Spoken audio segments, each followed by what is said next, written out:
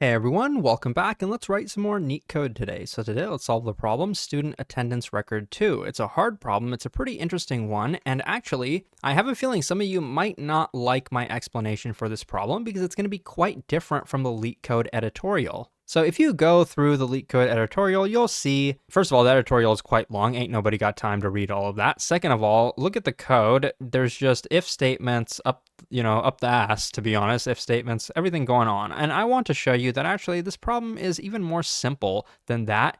And if you can solve it recursively, you can then literally turn your brain off and then arrive at the most optimal solution with constant space and linear time. Let me show you how to do that. But first, let's read the problem. So basically, we're trying to create like an attendance record. That attendance record is going to be made up of three types of characters: A's, L's, and P's. They actually stand for something. A means absent, that the person wasn't there. L means that the person was late, and P means that the person was present. So we're given a parameter n. So suppose n is equal to 2. Then we have 2 days of attendance. What are all possible values or all possibilities of attendance that we could have, given that there's 3 choices here and 3 choices here? Well, you might think it's 9, but actually it's not going to be that simple. That would be a very trivial problem if we just take 3 to the power of n. So it's not going to be that simple because there's some rules in this game. The 2 rules are, first of all, we cannot have more than or equal to 2 A's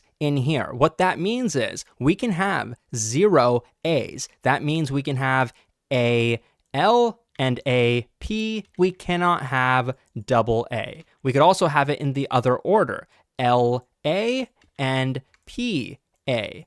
So far we've counted 4 different valid attendances just given the first rule. The second rule is a little bit more interesting. It says we cannot have 3 or more consecutive L's. So that just means that we can have at most 2 L's in a row. And given that right now our attendance record is only of size 2, then we can have 2 of these L's. That's perfectly fine. We can also then have LP. We can also have PP.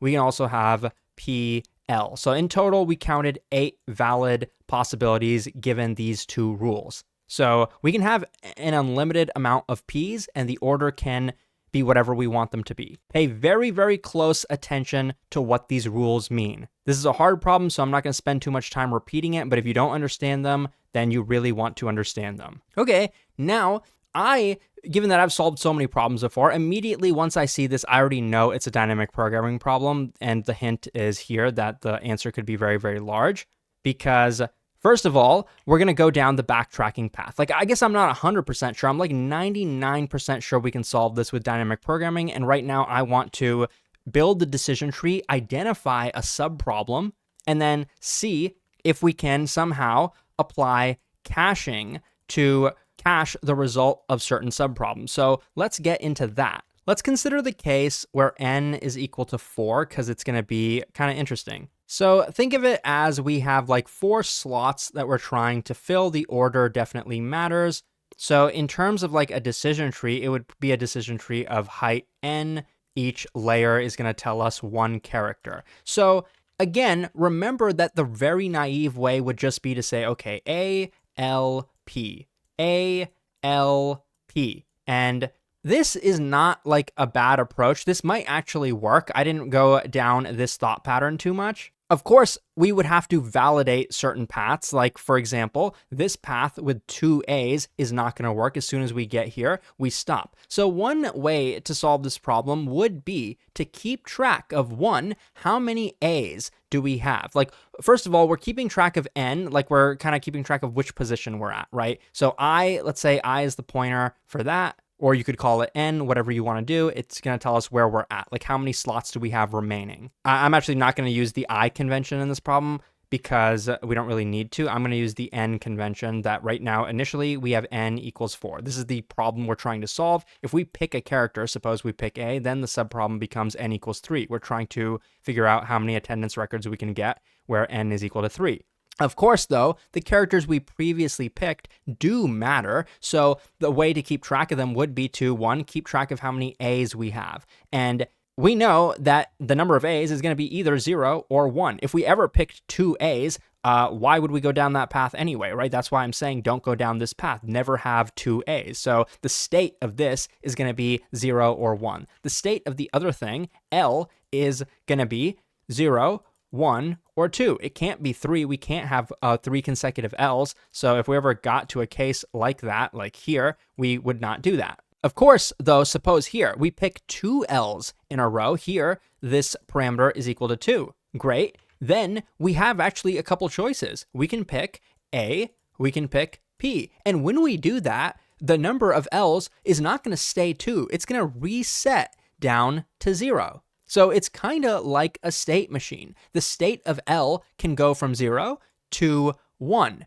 It can then, like, we have 1 consecutive L. We can then either pick another character. Like from here, we have 1 L. We could have picked P. We could have picked A. In that case, this would have gone back here. Or if we pick L again, then we're going to go here. So like L going to take us here, L going to take us here. And from this transition, we can either pick A or P to bring us back to 0. So the cool thing about this problem is there's so many ways to think about it. I'm going to show you my way of thinking about it. And I'm going to use these parameters, or at least I'm going to use the logic behind these, like the state behind these, but I'm actually not going to pass these parameters in. A valid way to solve this problem would be to pass n in and to pass these 2 variables in. And since, notice, this only has 2 different states, this only has 3 different states, if you were to apply caching to this type of solution, you would be able to solve it in how many like different ways A has, that has 2 different states. L has 3 different states. N is obviously going to have n different states. So it would be possible to solve this in linear time. Again, I'm going to show you a slightly different solution, though the logic is going to be overlapping for sure. So my approach is this. Consider the base case. Consider when n is equal to 1. How many different valid attendance records could we create? Well, we could either have A, we could either have P, or we could have L. So 3 different ways. What is the state of each of these? Because when we solve a subproblem, when we're saying, okay, right now I want to build attendance records of size 4, if only I had the result of n equals 3, I would be able to solve the original problem, right? I would be able to do that. But the result of n equals 3, let's say there's like 100 or whatever, like let's say there's 10 different valid attendance records. I'm just making that number up, but let's say there were 10 valid ones. We need more information than just that, don't we?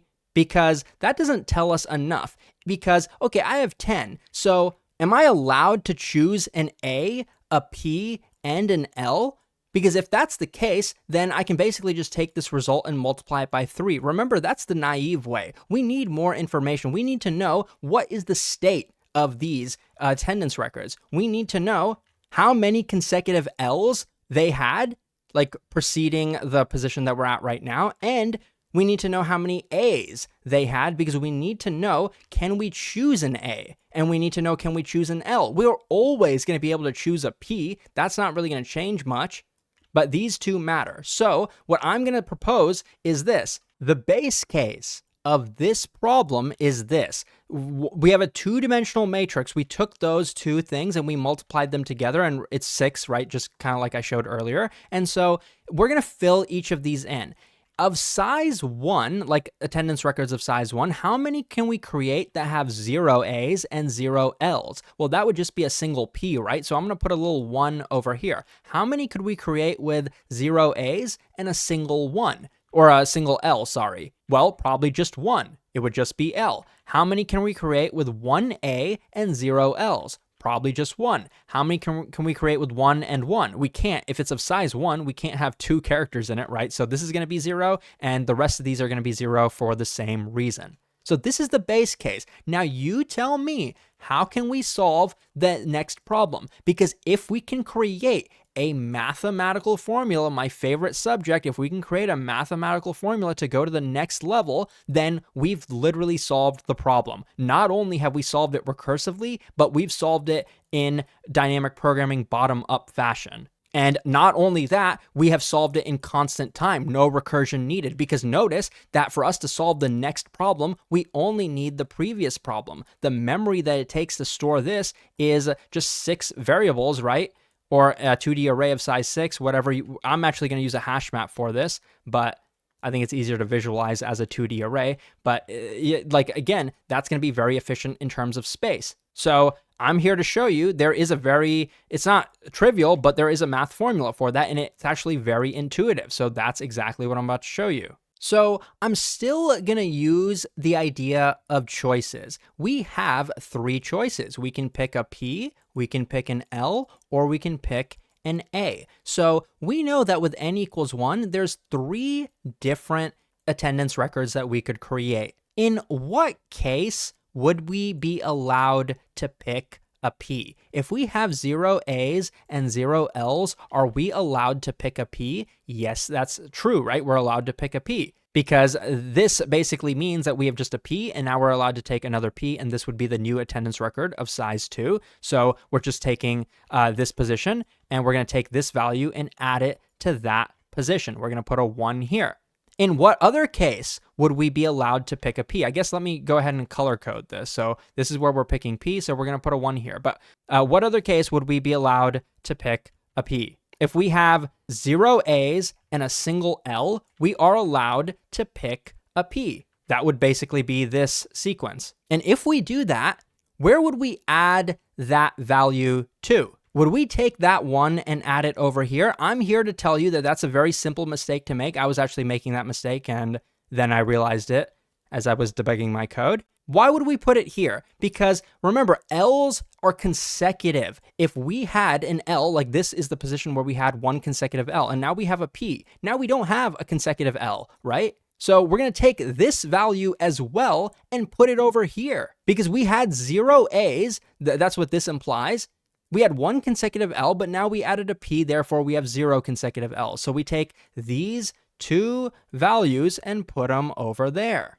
And we're going to do the exact same thing with this value for the same reason. If we have 2 consecutive L's, that's fine. We can put a P in front of them, and then that value would go over here. So we take, the math formula is basically these 3 values added together are going to go in this spot, and that's when we choose P. So the value we're going to put here for now is going to be 2, adding these 3 up. Now, for this one, suppose we picked a P. Are we allowed to pick a P for this? Yes, because we're always allowed to pick a P. We're allowed to pick a P for this, this, and this. The only question is, where do we put those values? And right now, I'm going to tell you, if we have 1 A and 0 consecutive L's, where do you think we put that value? Probably over here, because A's never change. We count the total of them, right? Not consecutive, we count the total. So we put that value over here. Same thing with this. We have 1 consecutive L and a single A. If we put a P, we don't have any consecutive L's anymore, but we do have an A still, so we're going to put that value over there, and for the same reason, we're going to take this value and put it over here. We have 2 consecutive L's. Doesn't matter if we pick a P, now we have 0 consecutive L's. So we take these 3 values and add them over here.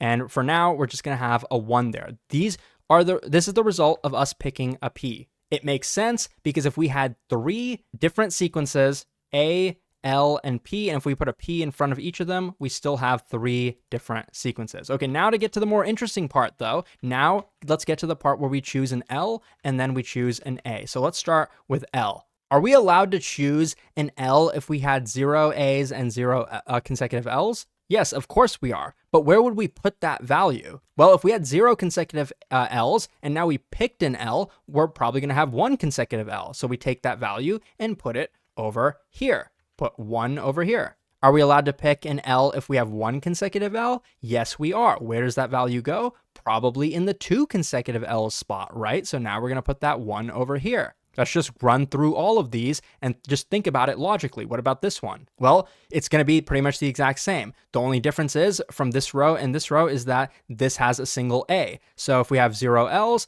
now we're going to have 1 L. We're going to put that value over here. If we have 1 A and 1 consecutive L, now we're going to have 2 consecutive L's. We're going to put that value over here. It happened to be 0 this time, but obviously in n equals 2, it's not 0. So next time when we compute the n equals 3 grid, then we are going to end up using that value. So this formula is basically what I'm trying to show you. Okay, now, lastly, let's consider when we pick A. Well, first of all, if we have a single A, then we definitely can't pick another A. That would bring us to 2 A's, and we're not allowed to do that. So for A, we have to ignore this value, and this value as well, because we have an A for all of them. But in this case, we don't. 0 A's and 0 consecutive L's, but then we add an A. Where do you think this value is going to go? Probably down there. So we'd put that over here. So I'm going to put a little +1 right there. Okay, what about this? We have 0 A's, but 1 consecutive L. You might think, okay, just put it down below where we have now 1 A. But remember,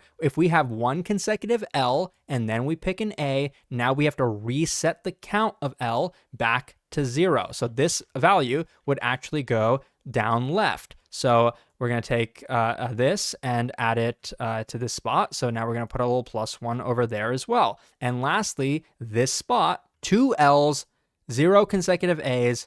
Now we're going to have 1 A and reset the L count. So we do another plus over here, but see the value here was 0, so we don't really add anything. Now, if you total all these up, then we get the result for n equals 2. It's going to be 4 plus 4. That's going to be 8. But the value itself is not what we care about. When we're caching this, we would not be caching this value, would be caching the state of the grid, which still wouldn't change the overall time or space complexity for the caching solution. It would be O of n.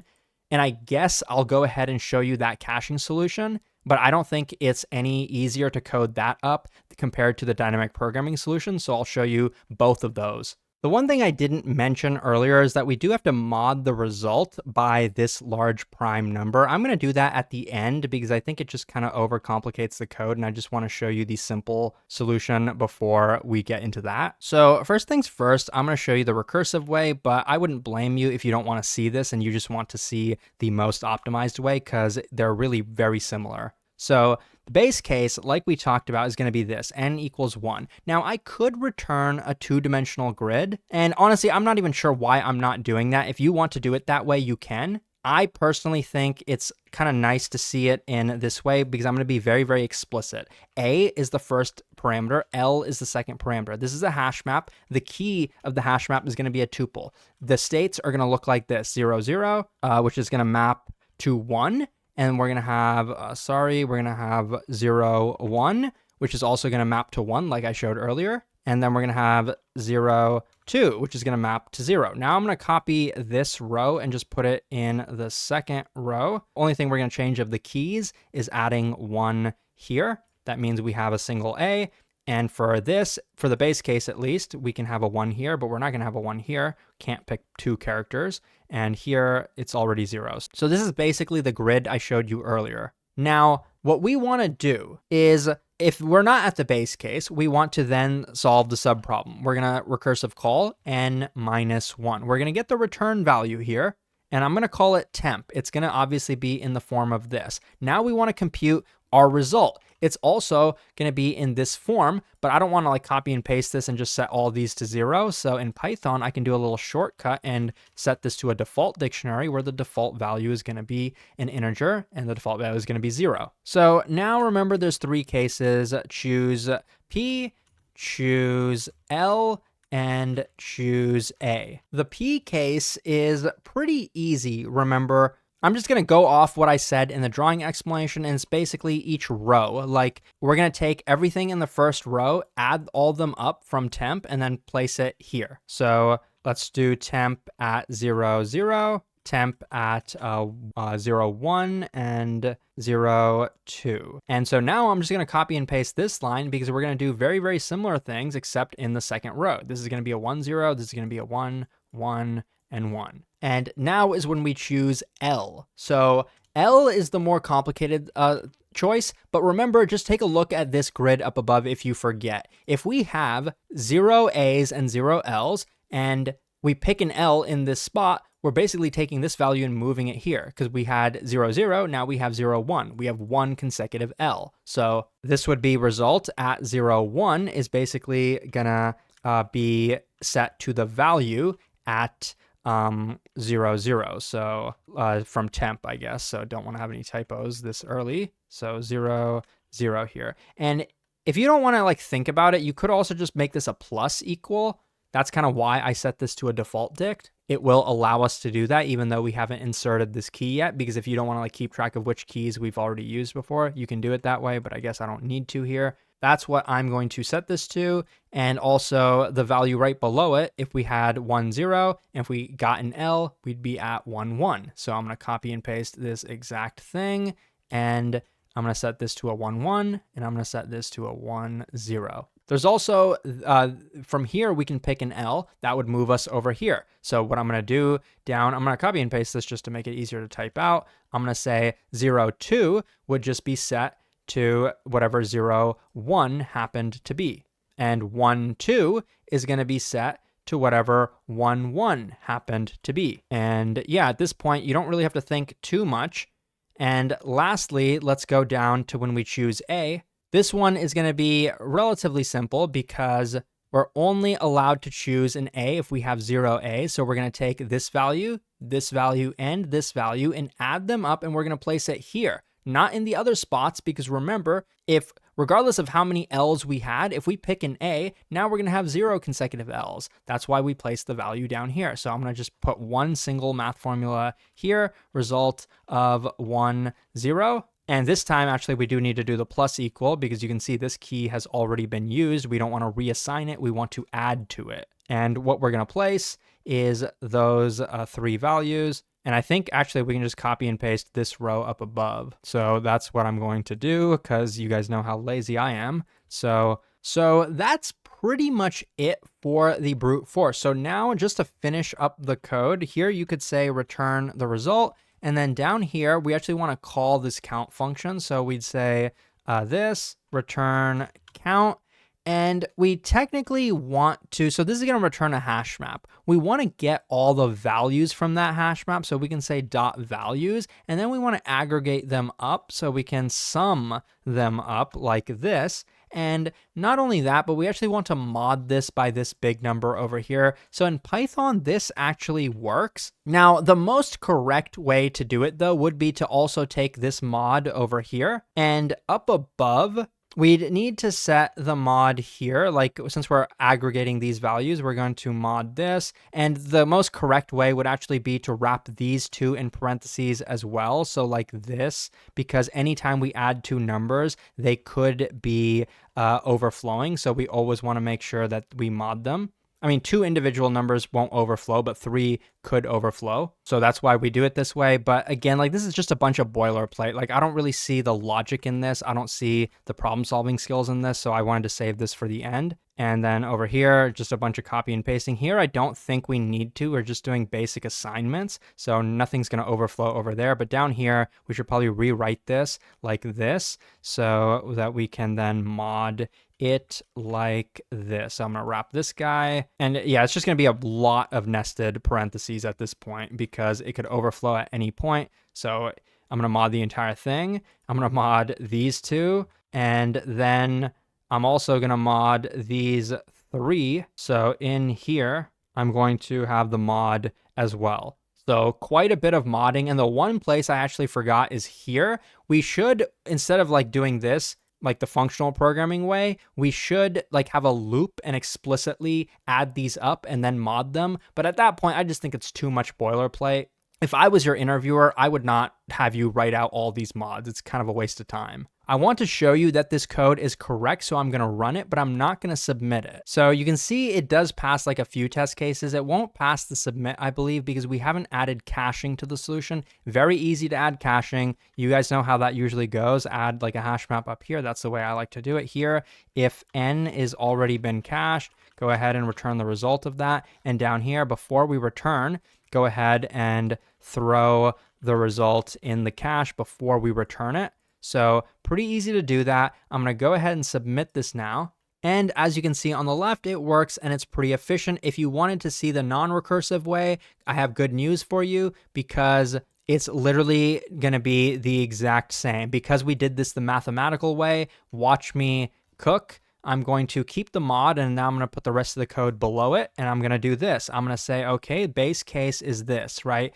Let's say if n is equal to 1, just go ahead and return 3, right? That's the result. Otherwise, let's compute the result. So I'm going to set this as our result variable. Whoops, I'm going too fast for my own good. This should be a return, and result is going to be set to this right now. And now I'm going to say, okay, loop this many times for I in range n minus 1. We don't really care what n is. Notice we didn't really use n anywhere inside of the function. It doesn't matter. It's just used to count how many times we need to do this math formula. So now up here, I'm going to say, first I'm going to declare a temp, and I'm going to call it a default dict. So here I'm going to set it to that. Then what we would want to do is do the computation to update this temp, and then set result equal to temp. And then after however many iterations down here, we're going to basically do the exact same return statement that we had down here, except instead of calling the recursive count function, we are going to just say result.values.